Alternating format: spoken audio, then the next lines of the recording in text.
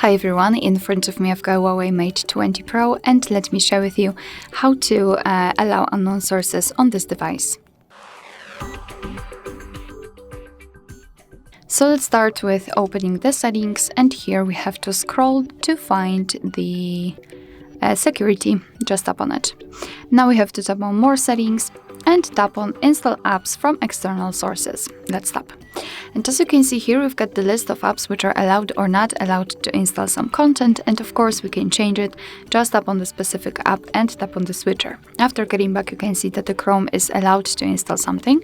However, be aware, because you're doing it on your own responsibility, some third-party apps aren't verified by the developer, so you may put your data and actually whole device at risk. So remember about that and choose the apps wisely. You can of course always remove previously granted permissions. Just tap on the app and tap on the switcher again, and as you can see, the Chrome is not allowed to install anything. Alright, so that will be all. Thank you so much for watching. I hope that this video was helpful, and if it was, please hit the subscribe button and leave the thumbs up.